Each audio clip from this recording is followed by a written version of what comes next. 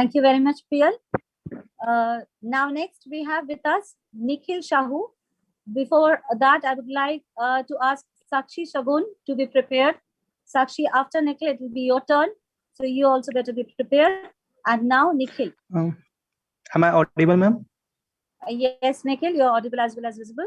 You can start. Hello, everyone. A very warm good morning to you all. My name is Nikhil Kumar Sahu.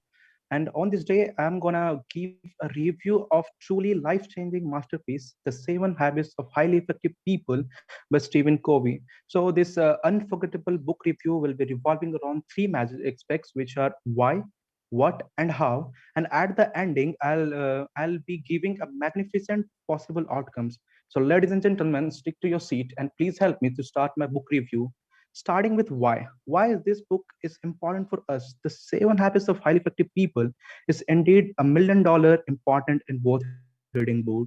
As the name suggests, the book will help you to lead your life in a truly effective way. The book represent a proven and practical process of personal as well as the interpersonal growth that can have immediate and long lasting impact. The importance of book seems more crucial when you have a glance over the today's generation around us.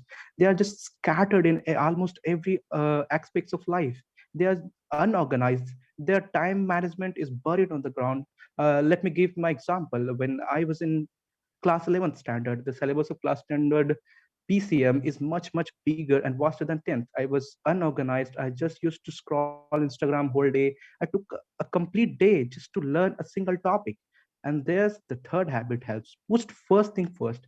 Covey suggests us to make a time management matrix of 2 by 2 of 2 rows, urgent, not urgent, and 2 column, important and not important. Something like that. Let me show you. Yes, something like that. So we will have 4 quadrants. First is urgent and important. Second is not urgent and important. Third is urgent, not important, and not urgent and not important. Allot your whole day work in these 4 quadrants and do accordingly. I followed the same method of time management and I am jubilant to say that it worked. Now tell me, teachers, is it anything more significant than this book, which had changed my method of learning drastically? Absolutely not. This book is very crucial for the success seeker like me, you, and our generation. We need it. Moving towards what? What is the message, theme of this book? As the title indicates, effectiveness is the dominant theme of this book. But what exactly the author mean by being effective? It simply says effectiveness is the capability of producing a desired result or the ability to produce a desired outcome. When something is deemed effective, it means it has an intended or expected outcomes, produces a deep, vivid impression. When author says effectiveness, it means effective in every aspects of life. I read the book twice and I recapture the fields where we have to be effective. First, taking control of your life, making not better decisions, but smarter and strategic ones, managing and improving your relationship with students, with yourself, with your employees, overcome the bad habits and build good ones, boost your productivity, find a healthy work life balance, be your happiest and bestest self.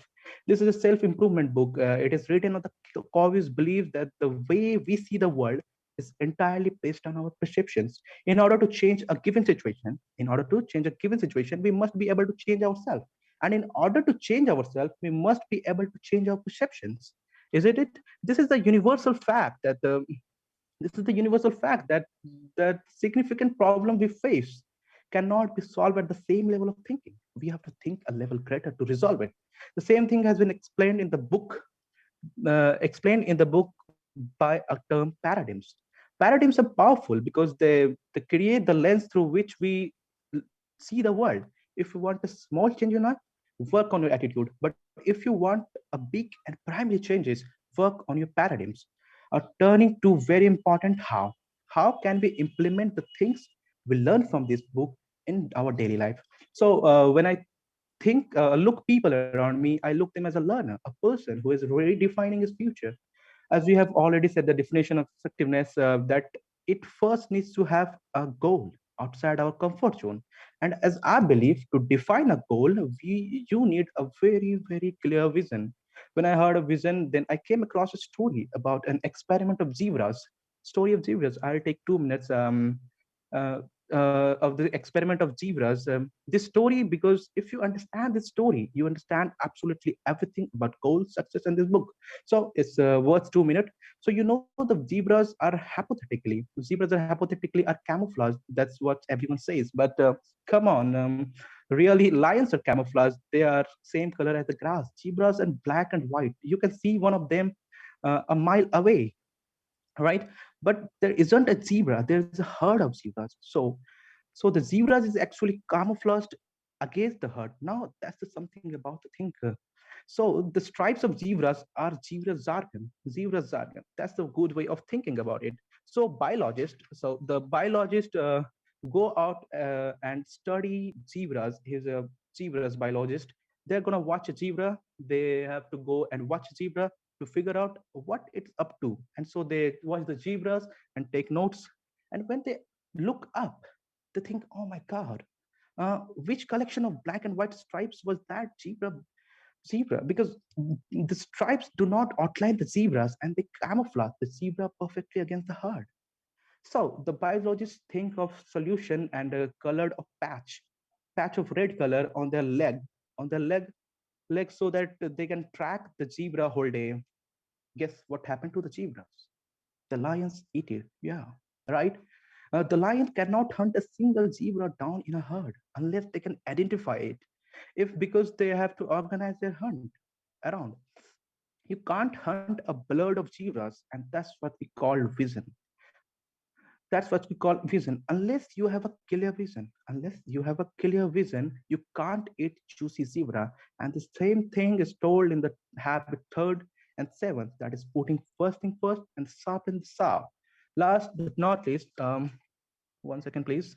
Last but not least, ending with outcomes. What are the outcomes I think are possible? I would say, of all the discussion we have already have that explain the outcomes, isn't it? So the Covey's book explained the difference between personality and character. Listen carefully. How profound the changes will be. How profound the changes will be if you change your character rather than your personality. If lion is the king of jungle, think about it. If lion is the king of jungle, tell me how he can be the king of jungle. He is not the biggest. The elephant is probably one of the biggest. He can't be the fastest because that's a cheetah. He can't be the smartest. So he is not the biggest, the fattest, fastest, or the smartest. So how does a lion become the king of jungle? His character, his mentality, and that's the only difference. When an elephant sees a lion, he would probably think of just to move away. But when a lion sees an elephant, he think of a lunch. That's what I'm saying. This book builds character. To be honest, this book is all on development book. I read it twice, and I'm telling you, if you want to become one of the highly effective people, this is what you are missing out. Thank you. Thank you for giving your precious time. Have a nice day. Thank you very much, Nikhil. Next, we have Janhavi. Next, we have Sakshi Shagun with us.